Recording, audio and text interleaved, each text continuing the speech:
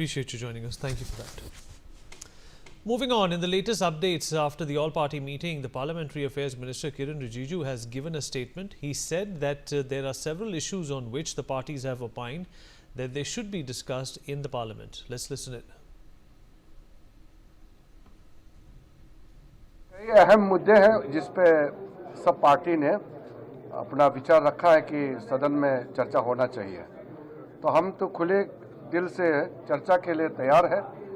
नियम के तहत और परंपरा के तहत हम चलते हैं।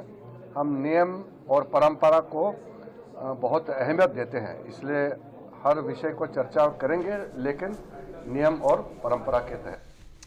Mehndi Garg, my colleague, is joining us on the broadcast to talk more about this. Mehndi, of course, with the monsoon session just around the corner, there are going to be a number of issues, which the opposition may want to talk about, and the topmost is going to be Operation Sindoor, I believe.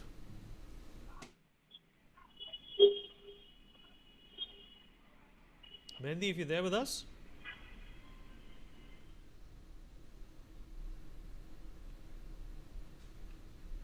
Mehndi, if you can hear me.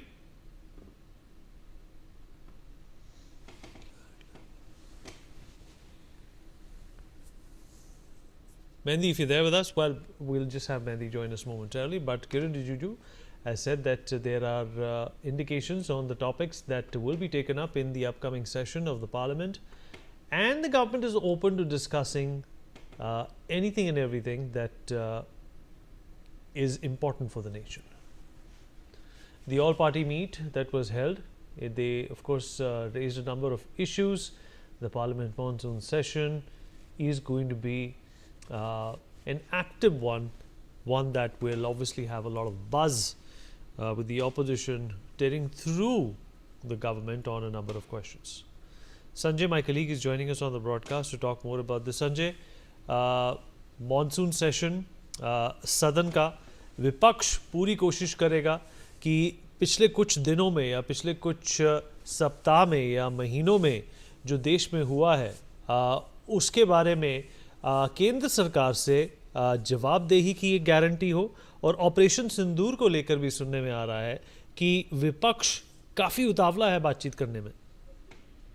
देखिए, विपक्षी दलों ने साफ कर दिया आज all party बैठक में कि विपक्षी दल ऑपरेशन सिंदूर की सच्चाई देश के सामने जानना चाहते हैं, देश के सामने लाना चाहते हैं, और इसके लिए कुछ प्रधानमंत्री नरेंद्र मोदी को संसद में उठकर के जवाब देना होगा कि जिस तरीके से अमेरिकन राष्ट्रपति डोनाल्ड ट्रंप ने कल भी दावा किया है कि भारत और पाकिस्तान के बीच में जब लड़ाई छिड़ी थी तो 5 जेट विमान मार गिराए गए थे। तो ये 5 जेट विमान किसके हैं? भारत के हैं, पाकिस्तान के।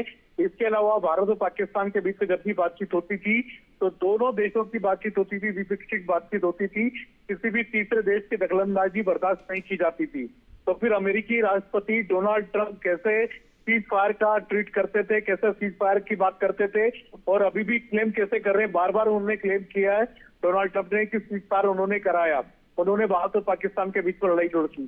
तो ये ऐसे मुद्दे हैं जिस पर कि प्रधानमंत्री नरेंद्र मोदी से सफाई चाहते हैं, उनका स्पष्टीकरण चाहते हैं, जवाब चाहते हैं कि देश जानना चाहता है कि क्या भारत ने अमेरिका की मध्यस्थता स्वीकार कर ली है, और क्या जो 5 जेट विमान गिराए गए थे जो दावा किया जा रहा ट्रंप के द्वारा, क्या 5 राफेल भारत के थे। तो डोनाल्ड ट्रंप का जो क्लेम है क्या भारत उसको मानता है? इसके अलावा पहलगाम के आरोपी अभी तक पकड़े क्यों नहीं गए, अभी तक कहां छुपे हुए हैं, और अभी तक सरकार क्या कर रही है? तो इसको लेकर के सरकार की तरफ से जवाब मांग रहे हैं।